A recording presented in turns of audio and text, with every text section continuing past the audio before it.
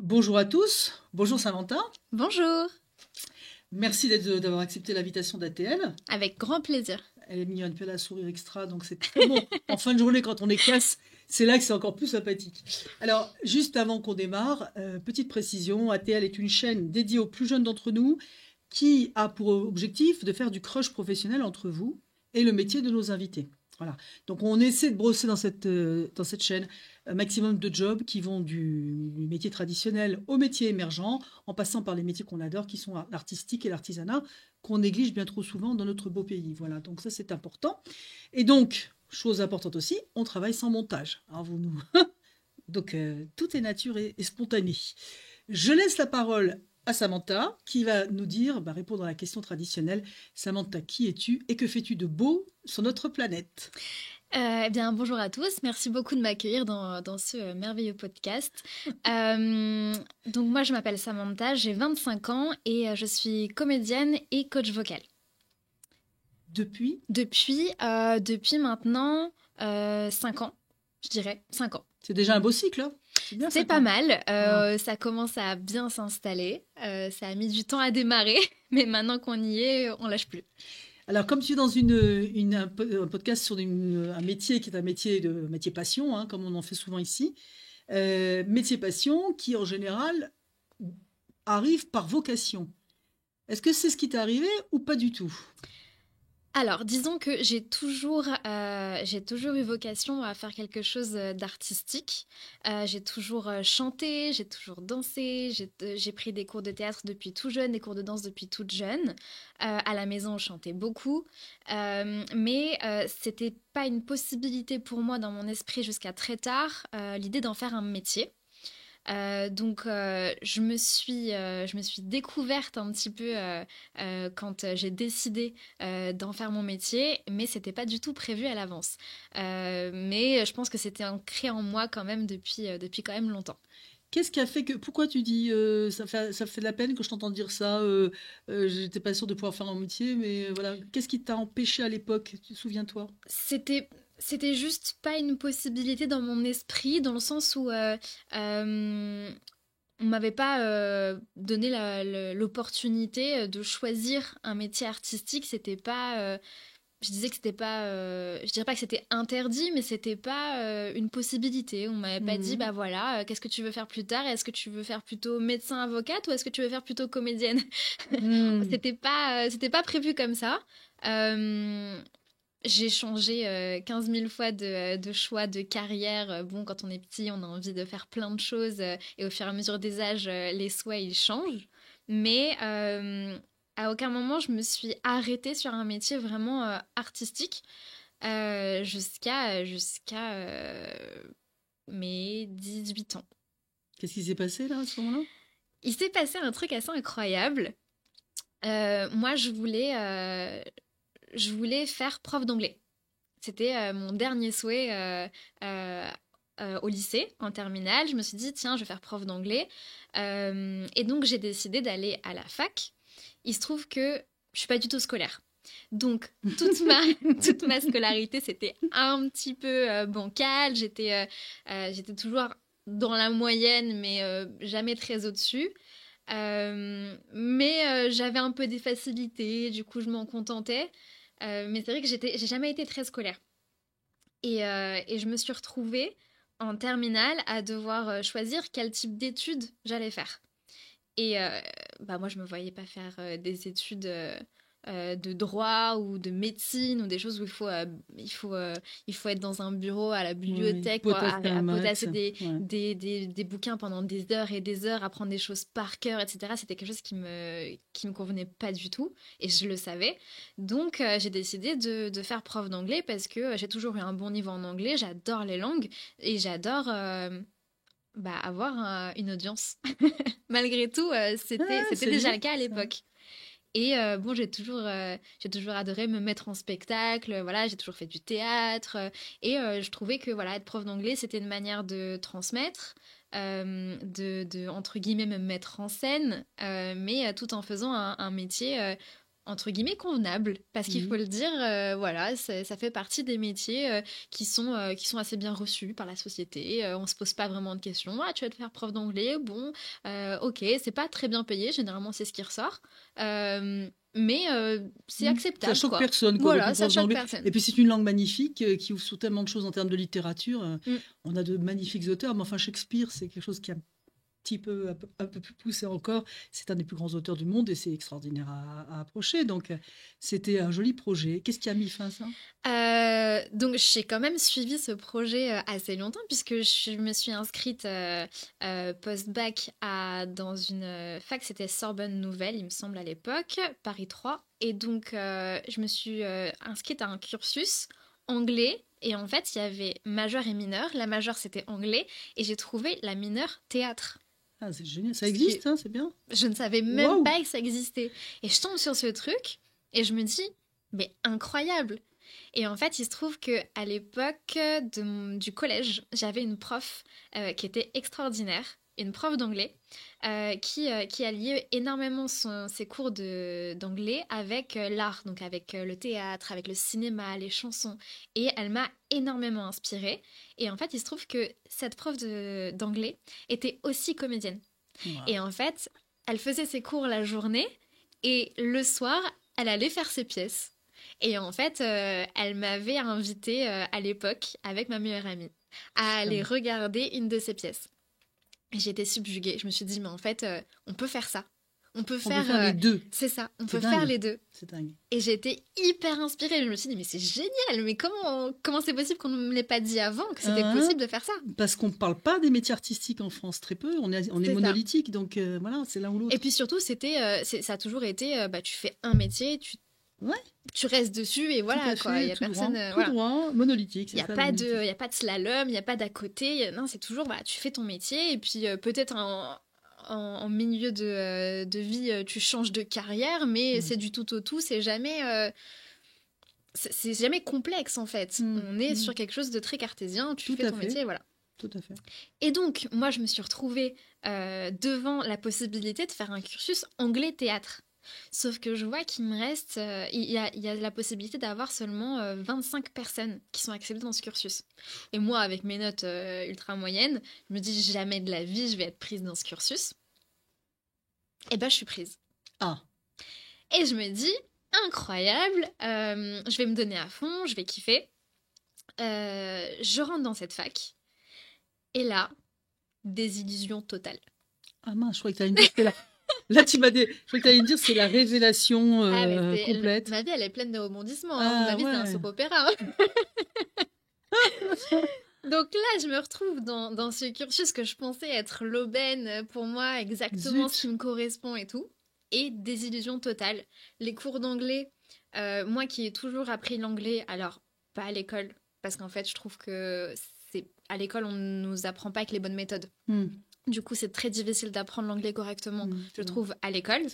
Et ce qui est intéressant, c'est que moi, j'ai appris l'anglais avec les films, les séries, les musiques, les voyages, etc. Et donc, j'ai un anglais qui est très parlé et qui n'est pas forcément... je connais pas les règles, en fait, de grammaire, les règles de...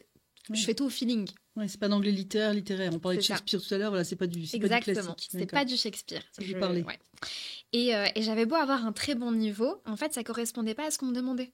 D'accord. Parce qu'on me demandait de faire des partiels en écrivant pourquoi est-ce que tu as décidé que là c'était I et que c'était pas was et que... Putain, je sais pas, ça sonne mieux en fait. J'ai arrêté de me poser des questions comme ça, vous entendez bien que ça sonne pas bien. C'est eux qui sont tendus, c'est pas moi qui comprends pas. Et en fait, c'était pas la bonne méthode pour moi du tout d'apprendre l'anglais. Et surtout, c'était pas la manière pour moi... c'était pas la méthode que je voulais utiliser pour enseigner non plus. D'accord. En fait. Oui, tu n'adhérais pas, c'est plus profond que ça. C'est ça. D'accord. Donc moi, parce que j'ai donné quelques cours d'anglais en sortant du lycée. Et pour moi, c'était... on parle, on discute, et puis quand il y a une faute, je te corrige, etc. etc. Mais il n'y a pas de... Là, la règle, c'est que pour le troisième verbe...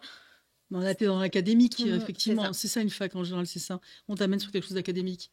Donc, l'anglais, je me suis bien rendu compte que cette méthode d'apprentissage ne m'allait pas. Et à côté de ça, vous pourriez me dire, ouais, mais le théâtre, ça a dû Bah sauver oui, mais quand même c'était le mineur, bordel. alors oui. Sauf que c'était que du théorique.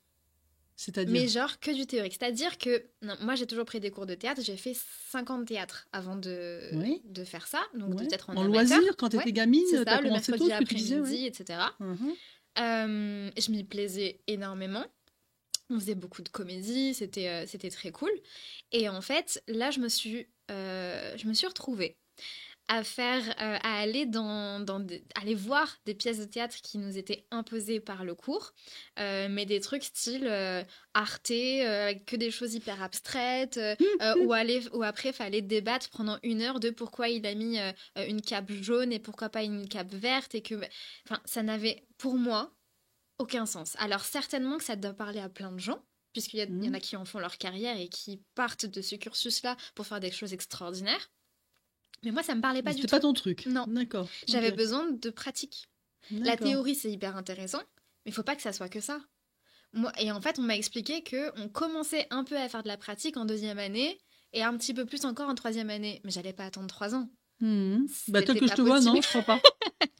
C'était impossible C'est pour moi impossible. d'attendre C'est 3 impossible. ans à faire de la théorie sur des choses qui me parlaient pas du tout. Et donc, je me suis retrouvée au bout de 5 mois de fac à me dire, à aller à reculons, en fait. Ouais, c'est terrible, donc ça faut pas faire. Ouais, à aller à reculons à l'école et à sécher les partiels. Enfin, c'était pas pour moi. C'était pas pour toi. C'était pas pour moi. Donc, au grand désespoir de mes parents, je me retrouve sans rien, en plein milieu de l'année. Et je les rassure en leur disant, écoutez, je suis débrouillarde, j'ai envie de faire plein de trucs, vous inquiétez pas, je vais trouver. Je décide de faire, en attendant de trouver ma voie, parce qu'en fait, il fallait du coup que je décide qu'est-ce que j'allais faire l'année d'après. Sauf qu'il restait 6 mois, et donc j'ai décidé de faire des petits jobs d'été. Enfin, des petits jobs étudiants, quoi. En attendant de trouver ce que j'allais faire l'année prochaine, et de me faire un petit peu d'argent de poche. Par la même occasion, ça fait jamais de mal. Et je fais plein de choses, je vends des bagels, je vends des fruits, je fais plein de trucs assez très alimentaires, hein, voilà, Ouais, on tout va ce se qui le se dire. présente, ce qu'il faut manger. Exactement. Tout à fait. Et un jour par hasard, je tombe sur une annonce sur Facebook à l'époque, disant que c'était une annonce, ils proposaient un stage de comédie musicale. Et il se trouve que la comédie musicale, ça me parlait pas plus que ça parce que j'en connaissais peu, mais que ça regroupait à peu près tout ce que j'aimais, c'est-à-dire le chant, la danse et le théâtre. Je me dis, ok, avec l'argent que j'ai gagné, vu que j'étais encore chez mes parents, que je payais pas le loyer, etc., je vais prendre l'argent de poche que j'ai gagné et je vais me payer un stage de comédie musicale. Je vais me faire plaisir. Mmh. Et donc je passe ce stage dans une école qui s'appelle l'ICOM. Et c'était un stage intensif, du coup, pendant une semaine, de 9h du matin à 17h, on nous enseignait le chant, la danse et le théâtre, pour, à la fin de la semaine, produire un espèce de petit spectacle devant nos proches. Donc la journée officiellement se terminait à 17h, sauf qu'ils nous proposaient de rester dans les locaux et de profiter des studios de répétition pour répéter et nos chansons et nos chorégraphies, etc. Tout ce qu'on voulait un petit peu pour pouvoir être à l'aise à la fin de la semaine. Donc, après la journée de 9h à 17h, de continuer jusqu'au soir. D'accord. Mais on n'était pas obligés. Non, mais Ils nous c'est très proposaient, sympa de voilà. le laisser à disposition. Voilà. Mais c'était piqué, c'est du matin au soir. Et en fait, moi, j'étais à l'école jusqu'à 20h, 21h, des fois 22h, jusqu'à la fermeture, en fait, parce que je kiffais ce que je faisais, tout simplement. Et pour quelqu'un de pas scolaire, de se dire, je vais rester après les cours pour répéter et pour travailler, je me dis, il y a un truc. Pourquoi ? Je me dis un truc. Pourquoi tu dis un truc ? C'est une révélation. T'as eu une révélation professionnelle Oui, mais non ? à l'époque, c'était pas encore clair pour moi. D'accord, pas tout de suite encore. Ce qui va se passer. D'accord. Et donc, la fin de la semaine arrive et on me dit, voilà,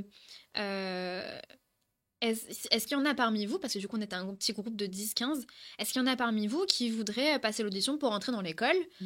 Si tel est le cas, en fait, on va vous observer tout au long de la semaine et durant le spectacle de fin de stage pour évaluer si vous êtes apte à rentrer dans l'école ou pas. C'est une bonne technique, c'est intelligent. Et moi, on me dit ça Je me dis, j'ai pas spécialement envie de rentrer dans l'école, mais j'aimerais bien savoir ce que je vaux. Ben oui. C'est Voilà. une réaction saine, je trouve, de Voilà. t'étalonner comme ça. J'aimerais bien savoir ce qu'ils pensent, Ouais. voilà, et si, voilà, s'il y a un truc à faire. Surtout sur un truc qui t'avait pas emballé au départ. T'étais pas comédie musicale comme tu C'est disais. ça. Ouais. C'est Donc ça. c'est bien. Donc, je leur dis, ouais, bien sûr, ouais, je vais rentrer en école. Allez-y, évaluez-moi. Le stage se passe, le spectacle de fin de stage se déroule très bien, même si j'étais ultra stressée, j'étais comme ça sur les vidéos, c'est assez drôle à voir maintenant. Maintenant, oui, certainement. À l'époque, je suis pas sûre. Ça devait être horrible. À l'époque, Ouais. c'était difficile, mais bon, Hein. j'étais quand même contente d'être là. Et 3-4 jours plus tard, je reçois un coup de fil. Bonjour mademoiselle Sidbon, c'est juste pour vous annoncer que vous avez été prise dans l'école. Mais c'est superbe. Et là, il y a eu un déclic. À ce moment-là. Là, je me Pourquoi? suis Parce qu'on dit, t'a confirmé dans ce que tu aimais, c'est ça. mais pourtant En tu fait, n'étais pas sûre d'aimer au départ. Non, c'est pas qu'on m'a confirmé dans ce que j'aimais, c'est qu'on m'a confirmé que j'étais apte À quoi? À la comédie musicale? à la comédie Dans sa musicale, à globalité. être artiste, à artiste, pouvoir en faire mon métier en fait. Et on me validait Mhm. le fait que je puisse avoir un minimum de talent Bien pour sûr. pouvoir Bien me sûr. projeter dans cette carrière, Bien sûr. en fait, tout simplement. Et je savais pas. Donc j'avais besoin qu'on me le dise. Par des professionnels, ce qui est tout C'est à fait ça. logique. Tout le monde a besoin de ça dans sa vie pour être Exactement. confirmé, rassuré, pour passer à l'étape au-dessus. Exactement. Alors ça, c'est l'école que tu as faite du coup après. Et donc du coup, j'ai fait cette école pendant 3 ans. 3 ans. Mm. Alors avant que tu... alors, qu'est-ce que tu en as pensé de cette formation justement? Parce qu'avant qu'on passe de ton Il travail. y avait énormément de très bonnes choses. J'ai beaucoup D'accord. appris, beaucoup. Après, le fait est que je manquais beaucoup de confiance en moi. Ouais. Et donc, je suis peut-être passée à côté de plein de choses. Ah, c'est-à-dire des occasions, Que des opportunités. des choses que je regrette beaucoup aujourd'hui. Notamment le fait que j'avais tellement pas confiance en moi que je me comparais énormément avec les autres personnes de ma promo. Et par exemple, je passais très peu en cours parce qu'on passait les uns après les autres pour que les profs puissent nous faire des retours sur nos prestations. Je passais peu, je trouvais toujours que je chantais moins bien, que je jouais moins bien. Il faut savoir aussi qu'à l'école, en théâtre notamment, dans cette école-là, on nous proposait énormément de tragédies, de tragiques. Et moi, c'était pas du tout mon truc. Et donc pendant 3 ans, j'ai cru qu'en fait, j'étais pas terrible en théâtre. Et il a fallu que je sorte de l'école, que je sois prise dans une comédie pour me dire « Ah, mais en fait, si !» Finalement. En fait, si. Donc, qu'est-ce que tu as raté en n'ayant pas mis le paquet au niveau des prestations en interne finalement? J'aurais dû me forcer, même si j'avais peu confiance. Et même si voilà, j'étais pas forcément à l'aise, j'aurais dû me forcer à passer plus souvent en cours. J'aurais dû me forcer à être plus investie parce que du coup, je me mettais vachement En retrait par retrait, rapport ouais, aux autres. par rapport aux autres élèves. Ouais. Et par exemple, les auditions qu'ils nous faisaient passer pour les spectacles de fin d'année, ou alors des fois, il y avait des compagnies qui venaient passer des auditions dans notre école. C'est bien ça, hein. Je perdais complètement mes moyens avec le stress et je faisais n'importe quoi. D'accord. Donc, si j'avais un message à passer à tu peux, c'est l'endroit idéal. Hein. à la personne que j'étais à l'époque et qui faisait ses études, et s'il y a des personnes du coup qui souhaitent faire ce genre d'études,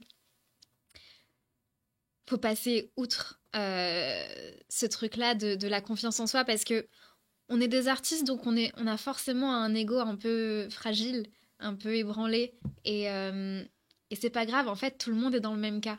J'avais à l'époque l'impression d'être la seule à vraiment éprouver ce truc-là, de pas me sentir à la hauteur, etc. Et en fait, je me rends compte avec le temps, en discutant avec d'autres personnes, avec d'autres comédiens, avec d'autres artistes, que tout le monde est dans le même cas, qu'il y a juste des personnes qui arrivent à mieux le cacher que d'autres.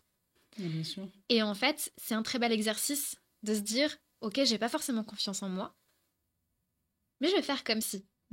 J'y vais quand même. J'y vais quand même. Ouais. J'y vais quand même, Ouais. et je vais montrer en fait ce dont je suis capable, même si c'est pas exactement parfait, même si il y a peut-être une personne qui le fera mieux que moi, peu importe, en fait, je vais donner le meilleur de moi-même. Ça pourra que me faire progresser. Et aujourd'hui encore, notre confiance en nous, elle est escalée. Des fois, on n'est pas forcément à l'aise dans l'exercice qu'on est en train de faire. Mais le fait de se dire, je vais pas montrer que j'ai pas confiance en moi et je vais y aller quand même et donner le meilleur, et ça nous met dans de bonnes prédispositions. Bien sûr. Et en fait, souvent, on se rend compte on n'est pas si mal.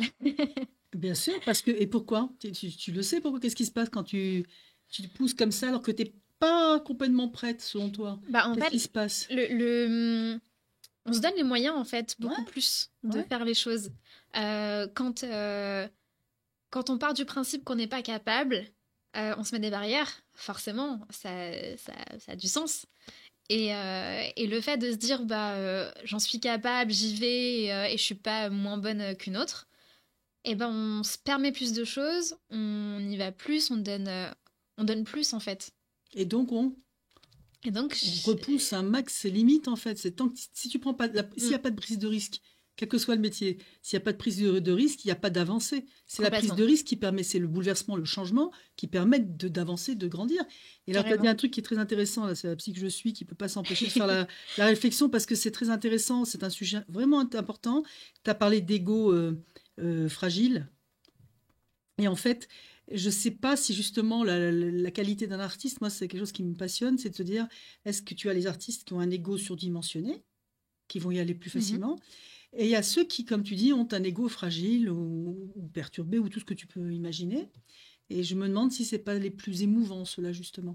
Donc, tu vois, tout est peut-être finalement utile dans un parcours d'artiste. Il me Complètement. semble, hein, je sais pas ce que tu en penses, mais Être artiste, c'est avoir une sensibilité, en fait. Et c'est dévoiler sa sensibilité et la partager avec le monde, en fait. ce qui est Quel très que difficile, soit. ce qui est très, je pense, Complètement. Complètement. très. C'est se mettre à nu. Donc, il faut être capable de le faire.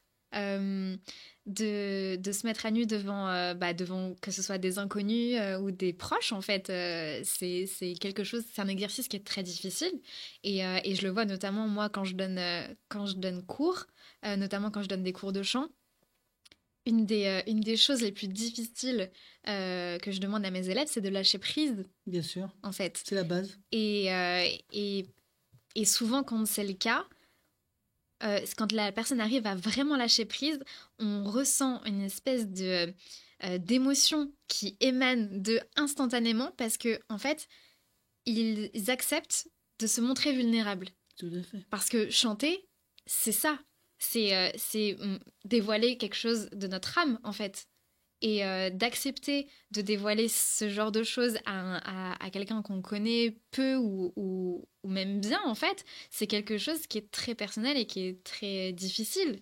Mm. Donc, ouais, ça regroupe un peu le fait que être artiste, ça touche à l'âme, ça touche à la sensibilité, ça touche à quelque chose de très profond et forcément, ça touche tout court, en fait. Bien sûr.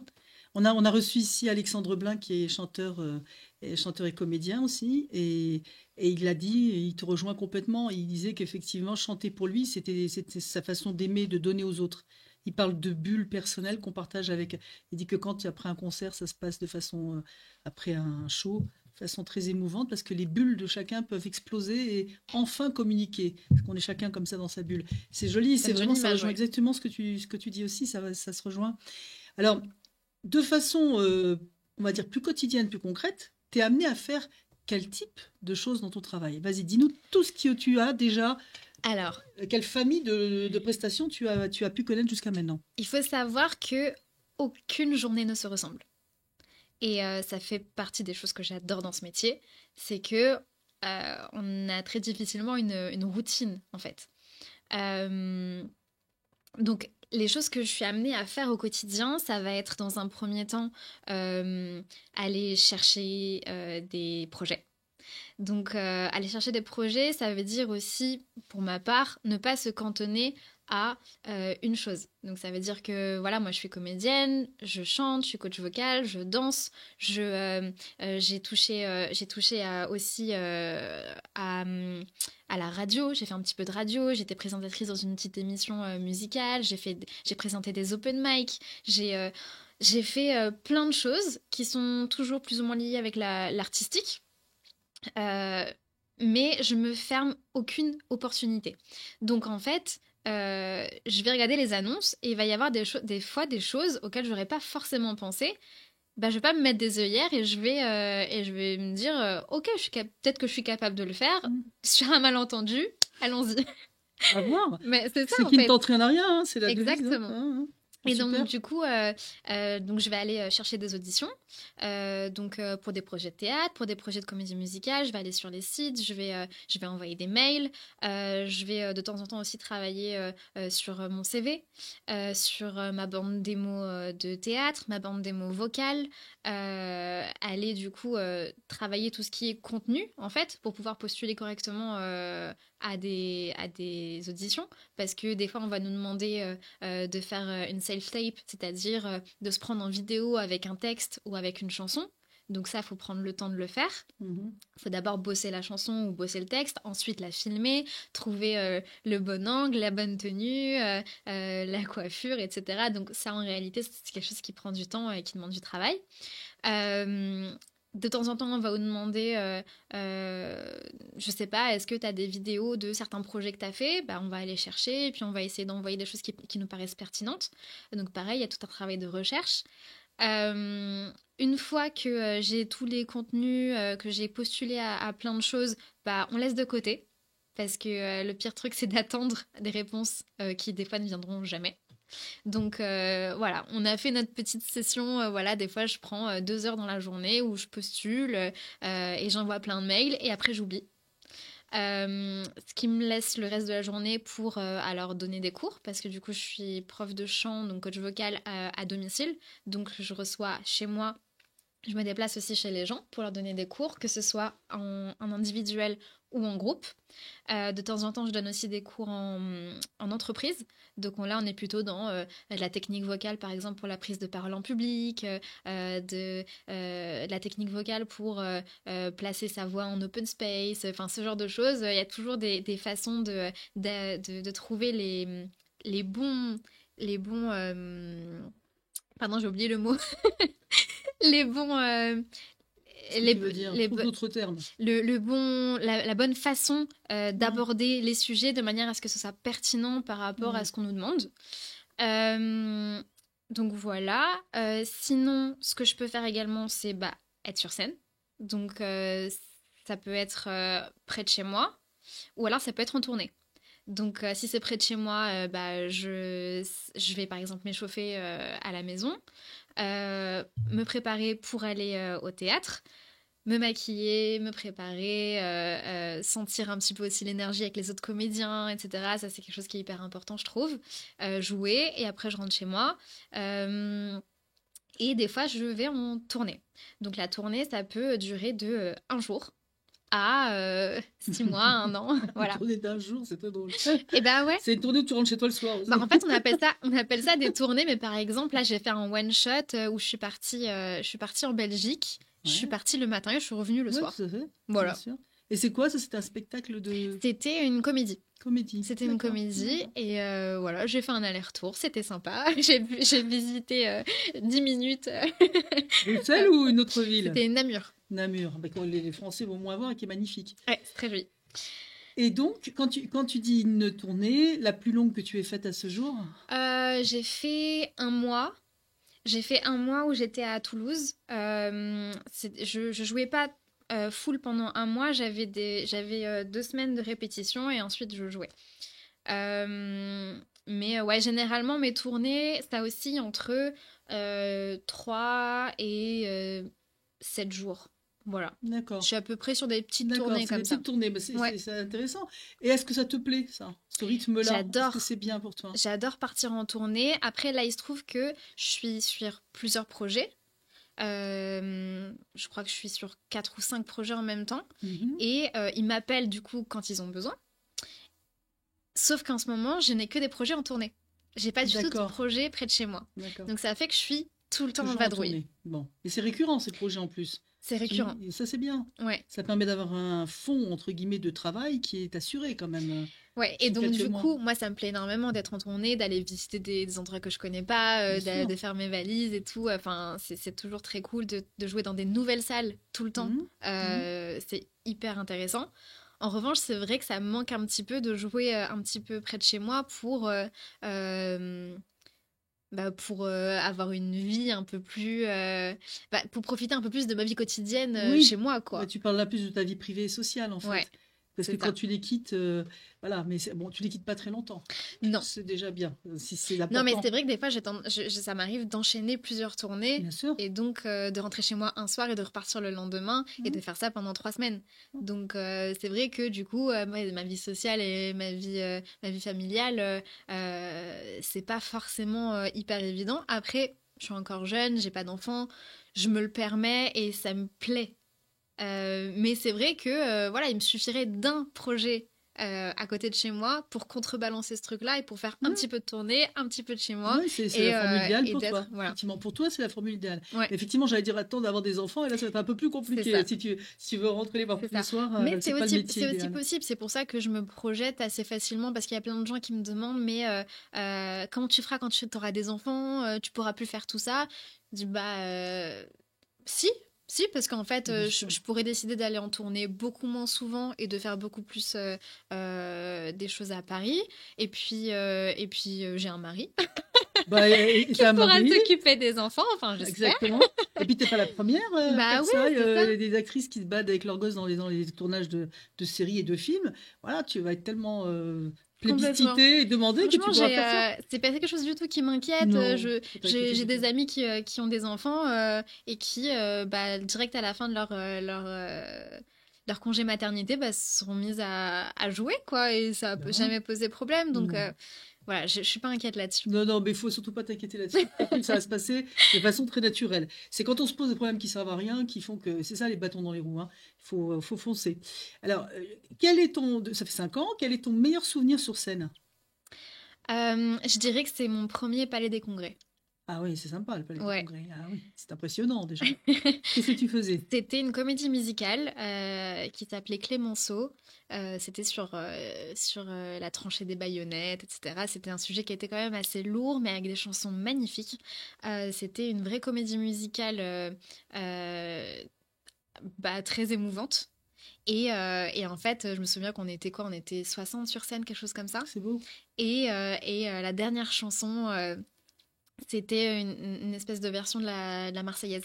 D'accord. Et c'était bah, tout le public, en fait, qui se lève Et qui chante et avec qui vous. chante avec nous. Ouais, c'est touchant. Et, et je me souviens qu'on était tous sur scène. En fait, il y avait une énergie qui émanait de nous sans se voir, sans se regarder. On sentait cette énergie. Bien Et sûr, en bien fait, sûr, j'ai bien sûr. trouvé juste ça incroyable. Et on avait tous les larmes aux yeux et C'est super. c'était extraordinaire. C'est superbe. Et tu as une énergie en vrai, je veux dire, c'est animal.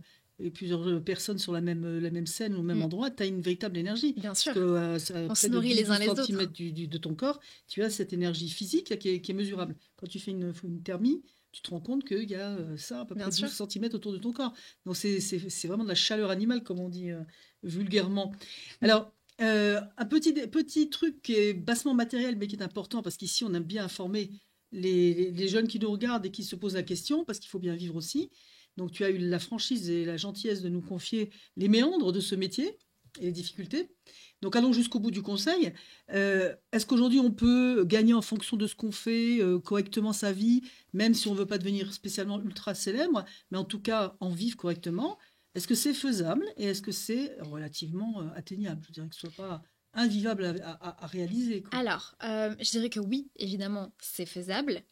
Après, je parle pour le métier de la scène, donc du théâtre. C'est pas forcément des métiers qui rémunèrent très bien. Voilà, les choses sont comme elles sont. Après, il y a rarement des artistes que je connais qui ne font que de la scène. Donc, généralement, ça va s'allier avec bah, voilà, des cours de théâtre, donner des cours de chant. Des métiers même complètement autres, hein. Il y en a qui sont à côté sophrologues, Mhm, il y en a mhm. qui font plein de choses différentes. Après, ça dépend également sur les projets. Ça dépend des projets sur lesquels on tombe. C'est-à-dire que c'est comme partout en fait. Si vous jouez dans un petit court-métrage étudiant, évidemment, il ne faut pas s'attendre à grand-chose. Par contre, si C'est rigolo. vous tombez sur une grosse prod américaine, là, vous pouvez vous attendre à être un peu mieux. Donc en fait, c'est pareil dans le théâtre. Si vous tombez sur une petite compagnie voilà, qui s'autofinance et qui vit des subventions et pour qui c'est un peu compliqué de payer les cachets comme il faut, bah oui, il faut accepter d'être pas forcément hyper bien payé. Euh, mais par contre, si vous avez la chance de tomber sur des projets comme des grosses machines qui tournent toute l'année, je pense à des comédies musicales comme Grease ou Mm. Notre-Dame de Paris, où on sait que c'est des grosses machines et qui font des très grosses salles et qui peuvent se permettre de bien vous payer, et que vous faites, bah, je sais pas, 100 dates ou 200 dates à l'année, franchement, vous pouvez très bien vivre. Oui, la vie Voilà. devient belle là. C'est Voilà. c'est beaucoup plus facile. Alors, merci Samantha de ces précisions. On arrive presque à la fin du podcast. J'ai encore deux, trois questions à poser à Samantha. Euh, tu sais, ici, quand on passe, on propose, comme tu as en face de toi de jeunes personnes qui ça peut intéresser, de leur donner tes deux, trois, quatre verbes qui sont des verbes moteurs pour toi dans ta vie. Mhm. Quand tu as un coup de blues, sur quels sont tes verbes moteurs ou tes nominatifs. On n'est pas maniaque là-dessus. Je te laisse me confier. Alors, je dirais dans un premier temps, travailler. Travailler, je pense que le travail, c'est la base de tout. Ça veut dire que si vous ne vous donnez pas les moyens de faire ce que vous voulez, il y a, à part avec énormément de chance et les bons contacts et absolument toutes les étoiles qui s'alignent, il y a peu de chances que vous y arriviez. Donc, mon conseil, ça va être vraiment, bah, travailler vraiment en fait. C'est du travail, c'est pas on arrive à une répétition, on connaît pas son texte et on se dit bah ça va passer. Non. Si vous travaillez bien, si vous vous donnez la peine de faire les choses correctement, les gens vont le voir, ils vont en parler et c'est comme ça que vous allez vous créer votre réseau et que vous allez pouvoir en faire un métier en fait. Voilà. Mm. Mm. Donc travailler, ça c'est le premier mot pour moi. Le deuxième, ça va être apprendre parce qu'on est dans un métier où on apprend quotidiennement. Euh, c'est compliqué à dire, mais il faut mettre de côté son ego, des fois, pour se dire que on veut continuer d'apprendre des autres. Ça veut dire que les plus grands artistes, ils continuent d'apprendre au quotidien. Si vous voyez les Céline Dion ou les Mika ou les grands artistes internationaux, ils prennent des cours de chant avec leur niveau. Donc, si vous n'êtes pas au niveau de Céline Dion, ça veut dire que vous avez aussi à apprendre. Il y a encore une marge de progression. C'est ça. Et en fait, il faut accepter de se dire, bah, j'ai encore des choses à apprendre et je sais pas tout. Et j'ai beau avoir 10 ans, 20 ans d'expérience, je dois continuer de me former. Et ça, je pense que c'est quelque chose qui est hyper important, de ne pas stagner sur ses acquis. Et la dernière chose que je voudrais dire, c'est se relever. Parce que c'est un métier où bah, on va se ramasser quelquefois. Bah ouais, bah c'est comme ça. Surtout au début, on passe des castings et puis on n'est pas pris. Et puis on passe des auditions qu'on rate complètement. Et bah, faut avancer. Faut se relever. Faut se relever. Faut Est-ce qu'ils te apprendre le nos disent dans échecs. les écoles, ça? Oui. Dans ton école, ils te Alors, le disaient? dans mon école, ils me l'ont Oui. dit. Ils Ouais. m'ont assez bien préparé Bon, c'est bien. à la notion d'échec. C'est bien. Ce qui est hyper important en fait, Ouais. de faire sa paix avec le fait que bah oui, il va y avoir des échecs, oui, ça va pas être tous les jours tout rose, oui, il va y avoir des périodes entières où je ne vais pas avoir de travail, mais c'est ok parce qu'en fait, je vais trouver un moyen de me le relever, je vais travailler encore plus fort, encore plus dur, et puis tout sera pour le mieux parce que en fait, je fais ce que j'aime et je me donne les moyens du coup d'y arriver. Bien sûr, puis c'est comme ça qu'on grandit, qu'on se renforce, bien sûr. Complètement. Alors, c'est donc les trois options de Samantha. Et si tu avais une petite, pour finir notre podcast, une petite citation, une petite phrase leitmotiv, quelque chose que tu as envie de transmettre pour que les jeunes qui nous écoutent, qu'ils puissent le retenir, ce serait quoi? Moi, la phrase avec laquelle j'ai évolué, c'est la vie est faite d'opportunités. J'en parlais un peu plus tôt. En fait, ça m'est arrivé qu'on vienne me voir en me disant bon Samantha, est-ce que ça te dit de créer une émission musicale, ta carte blanche? J'ai jamais créé une émission, j'ai jamais fait rien de tout ça. Euh, Est-ce que je dis oui et je me donne les moyens de le faire quand même alors que j'y connais rien? Ou est-ce que je dis ah non, désolé, je sais pas faire? Et dans ces cas-là, je laisse l'opportunité À quelqu'un d'autre. me passer sous le nez et on n'en parle plus. Tu peux aussi le prendre et te mettre à flipper parce que tu penses que tu n'as pas le niveau. Ça arrive aussi. Ou faire quelque chose de moyennement intéressant.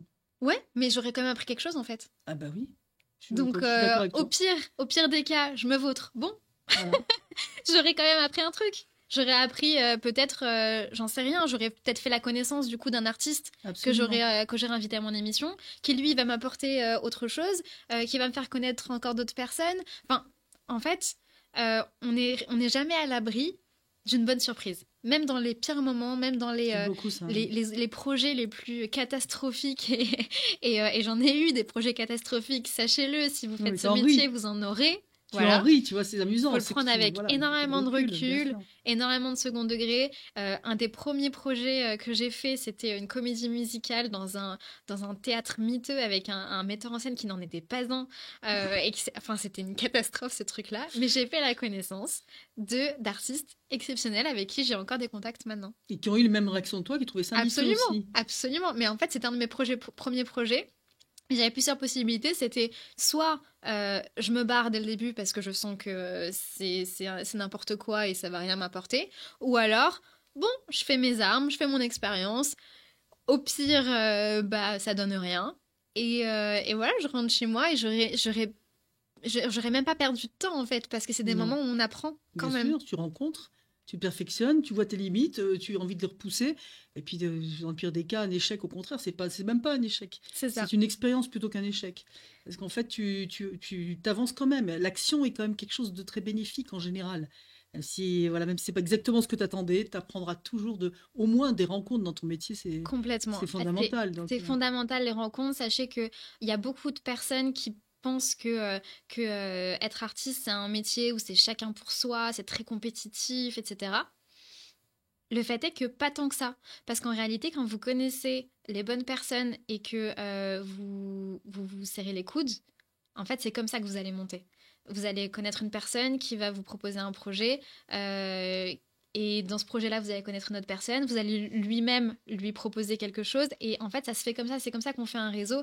Et c'est comme ça qu'on crée des liens avec des personnes qui, au final, vont nous apporter du travail. Peut-être 3 ans, 5 ans après, on n'en sait rien, en fait. Bien sûr. Mais le réseau, c'est hyper important. C'est pour ça que j'ai commencé ma première année en faisant que des projets bénévoles pour me faire du réseau, pour me faire de l'expérience. Voilà, j'étais dans des courts-métrages étudiants. C'est bien, ça, c'est important. On entendait bien bénévole pour lancer sa carrière, pour commencer. Quand on n'a pas les contacts, en fait, on est obligé de les créer. Bien sûr. Comment on crée les contacts? En faisant des projets. Et quand on... Les projets professionnels, ils demandent de l'expérience. Mais sauf que pour avoir l'expérience, il faut faire des projets. Donc, en fait, c'est un cercle vicieux. Donc, comment on fait? On va dans les projets qui rémunèrent pas forcément, mais au moins on se fait de l'expérience, on se fait des images pour la bande démo, ça c'est important. Et on fait des rencontres. Voilà, on se fait remarquer parce que c'est un petit peu le but aussi dans ce métier. Donc aujourd'hui, quel âge tu as, Samantha? J'ai 27 ans. Alors aujourd'hui, à 27 ans, est-ce que tu es une femme comblée professionnellement? C'est difficile de dire comblée parce qu'on a toujours envie de faire plus. Bah justement, qu'est-ce qui me manque pour que tu sois comblée alors? J'ai pas quelque chose de précis qui me manque, j'ai juste hâte de découvrir la suite. D'accord, il y a de l'impatience. Ouais. De l'impatience. Je sais qu'il y a plein de choses qui m'attendent en fait. Mais est-ce que tu crois pas qu'il y aura toujours plein de choses qui t'attendent? Si. Donc tu ne seras jamais comblée. En fait, je trouve que c'est pas forcément péjoratif. Non, du tout. De pas être comblée, c'est je suis ambitieuse en fait. Donc j'ai toujours envie de faire plus, j'ai toujours envie d'intégrer des nouveaux projets, de montrer ce que je sais faire, d'évoluer, d'apprendre. Donc non, je suis à l'aise avec le fait de ne pas être comblée. C'est même génial parce que puisque tu n'es pas comblée, tu vas continuer. Et comme tu ne l'es jamais, tu vas avancer, découvrir et manger la vie avec une belle boulimie artistique. En tout cas, c'est ce qu'on te souhaite. Merci beaucoup. On te remercie 1000 fois d'être venu ce soir, parce qu'on tourne de tard ce soir, et on remercie Samantha d'être venue d'assez loin pour enregistrer ce podcast avec nous. Le mot d'ordre de la chaîne, vous le commencez à connaître, c'est « Soyez vous-même », donc ça rejoint complètement ce que Samantha nous a raconté à l'instant. On vous souhaite une excellente journée, on vous dit à très bientôt sur la chaîne. Soyez vous-même. Au revoir. Au revoir. Merci beaucoup, Samantha. Merci.